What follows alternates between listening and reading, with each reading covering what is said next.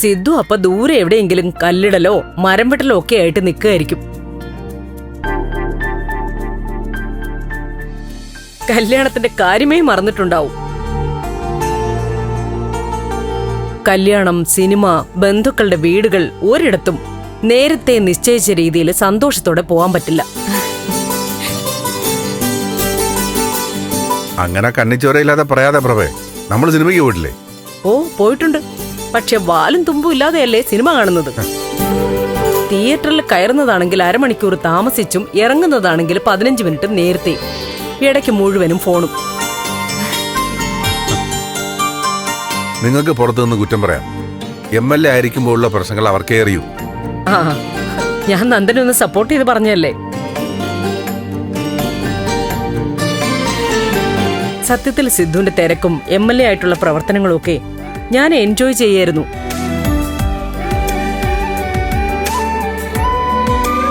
MLAക്ക് കൊടുക്കുന്നതിലും കൂടുതൽ ബഹുമാനവും സ്വീകരണവും ഒക്കെ MLAയുടെ ഭാര്യയ്ക്കും കിട്ടും.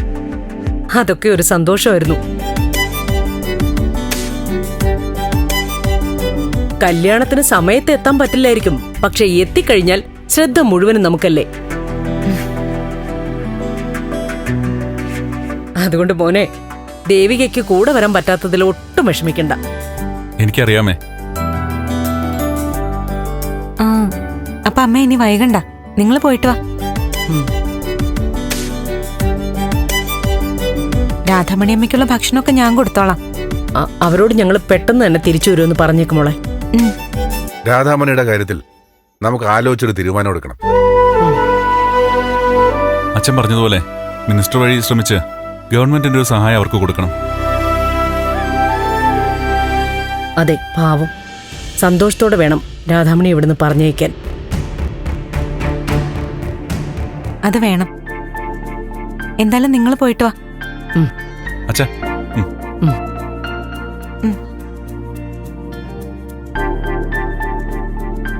ഒരു കോഫി എടുക്കാൻ ഈ തിരക്കൊക്കെ ഒന്ന് മാറ്റി വെക്കാവോ?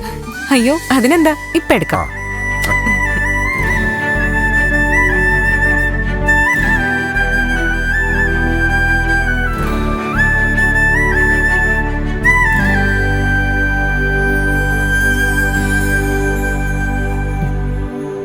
രാധാമണി എന്തായി? ഞാനൊരു കാര്യം ഏറ്റെടുത്ത അതുപോലെ സംഭവിക്കുമെന്ന് മാഡത്തിന് അറിയാലോ. ഇനി വേറെ ആരെങ്കിലും ഇതിനു വേണ്ടി മാഡം ചുമതലപ്പെടുത്തിയിട്ടുണ്ടോ? ഇല്ല രാധാമണി, എന്തു പറ്റി? അല്ല, ഇനി ഞാനിത് ചെയ്യില്ല എന്നറിഞ്ഞിട്ട് വേറെ ആരെങ്കിലും ഏൽപ്പിച്ചോന്നറിയാനാ. സിദ്ധാർത്ഥിനെ കൊല്ലാൻ മറ്റാരെ ഏൽപ്പിച്ചിട്ടില്ലല്ലോ, ഉറപ്പല്ലേ? എന്താ കാര്യം? ഏയ്, ഒന്നുമില്ല. പഴയതുപോലെ അല്ല, രാധാമണിക്ക് പ്രായമായെന്നും കൊല്ലും കൊലയും ഒക്കെ പറ്റുമോന്നും മാഡത്തിന് സംശയമുണ്ടോന്ന് അറിയാൻ വേണ്ടി ചോദിച്ചതാ. അതിങ്ങ് വിട്ടേക്ക്. ഇന്ന് രാത്രി തന്നെ എല്ലാം പൂർത്തിയാക്കുമല്ലേ? അതെ മാഡം, ഇന്ന് തന്നെ ഞാൻ ആ ജോലി തീർത്തിരിക്കും. ഓക്കെ.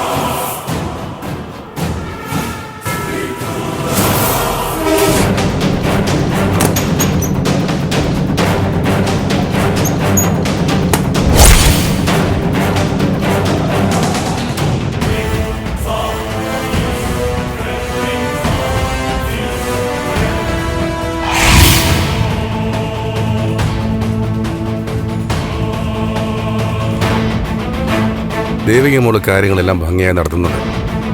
MLA എന്ന നിലയിൽ അവളെ നല്ല പേര് നേടിയെടുക്കുമെന്ന് എനിക്ക് ഉറപ്പുണ്ട്.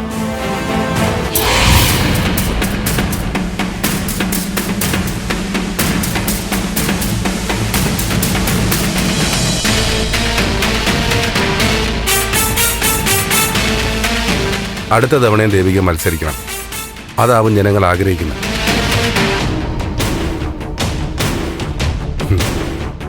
യുവജനങ്ങൾ രാഷ്ട്രീയത്തിൽ സജീവമാവട്ടെ. മന്ത്രിയായിട്ടും ഭരണരംഗങ്ങളിലൊക്കെ വനിതകളും വരണമല്ലോ. താൻ നോക്കിക്കോ, അടുത്ത തവണ ദേവിക മന്ത്രിയാ.